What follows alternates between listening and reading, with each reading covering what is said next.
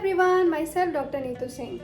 मैं 2018-24 के बैच में कज़ान फेडरल यूनिवर्सिटी में थी। मैंने वहाँ से MBBS की पढ़ाई कंप्लीट करी है एंड जैन 2025 में मेरा फर्स्ट अटेम्प्ट लाइसेंसिंग एग्ज़ाम था जो कि मैंने पास कर लिया है।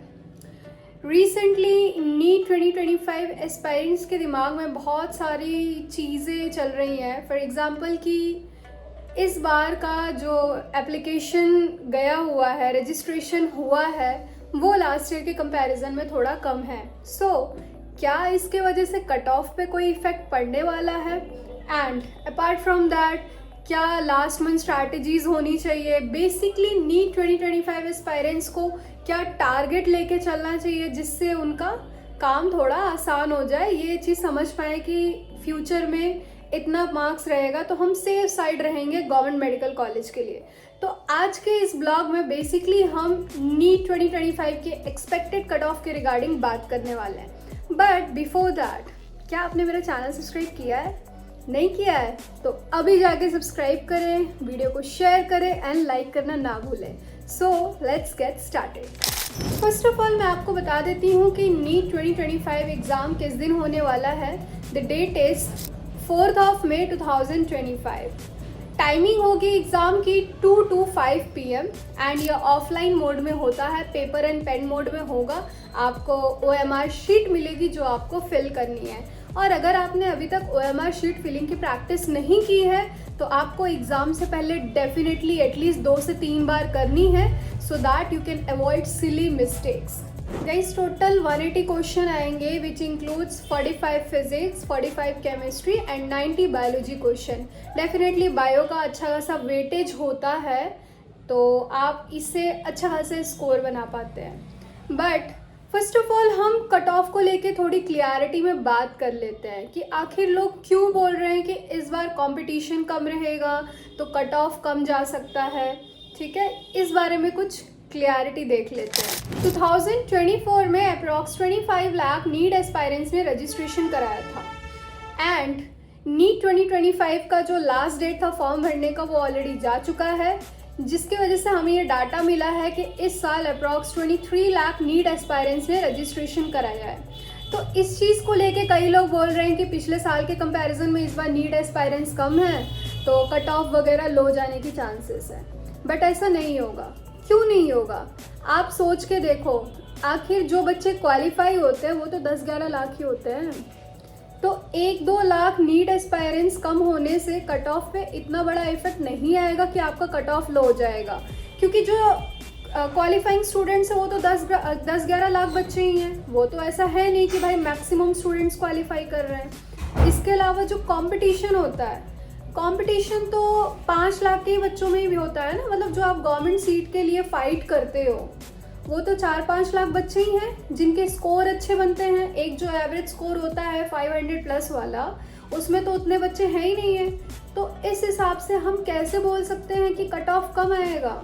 नो, कट ऑफ कम नहीं आएगा, बट डेफिनेटली उस कट ऑफ के आसपास रहेगा। शायद इंक्रीज ना हो, 2-4 नंबर कम हो सकता है, बट इतना बड़ा इफेक्ट नहीं आएगा कि आप ये सोच लें कि अरे नहीं इस बार तो कट ऑफ बहुत कम आएगा तो उस हिसाब से आप अपनी पढ़ाई की जो स्पीड है, जो एक्यूरेसी, जो चीज़ें हैं वो लो कर लें। डोंट डू दिस, अदरवाइज आपको बहुत लॉस होगा इस चीज़ का।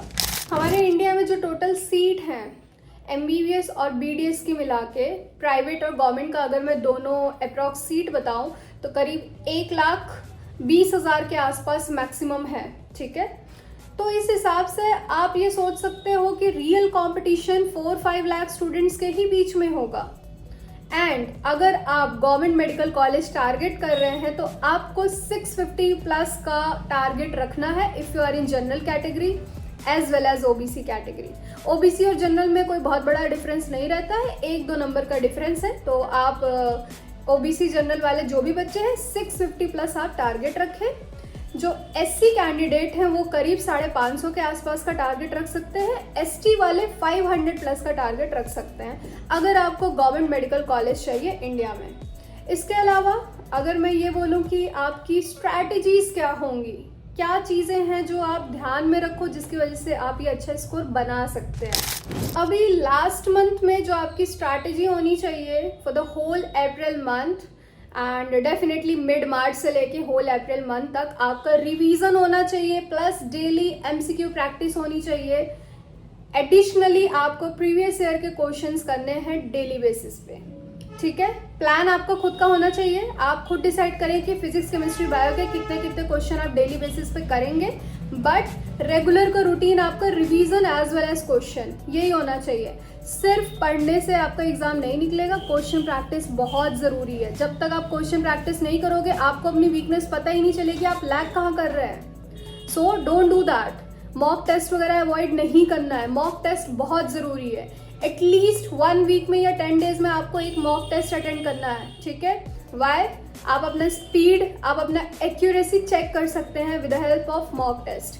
मॉक टेस्ट मिलेगा कहाँ? ऑनलाइन बहुत सारे सोर्सेस हैं, आप वहाँ से फाइंड कर सकते हैं। फिर भी अगर आपको कोई प्रॉब्लम है तो आप मुझे कांटेक्ट कर सकते हैं, I will help in that. तो गाइस ये थी इंपॉर्टेंट इन्फॉर्मेशन उन बच्चों के लिए जो गवर्नमेंट मेडिकल कॉलेज टारगेट कर रहे हैं, एंड यस जो प्राइवेट भी टारगेट कर रहे हैं उन्हें भी इन चीज़ों पे ध्यान देना है। आप नीट क्वालिफाई करने का भी टारगेट कर रहे हैं ना, तो at least biology and previous 5 years के पेपर सॉल्व कर लेना, 200 प्लस आराम से आप ले आ सकते हैं। सो गाइज आई होप ये ब्लॉग आपके लिए इन्फॉर्मेटिव रही हो एंड अब आप फोकस करके पढ़ाई कर पाएंगे।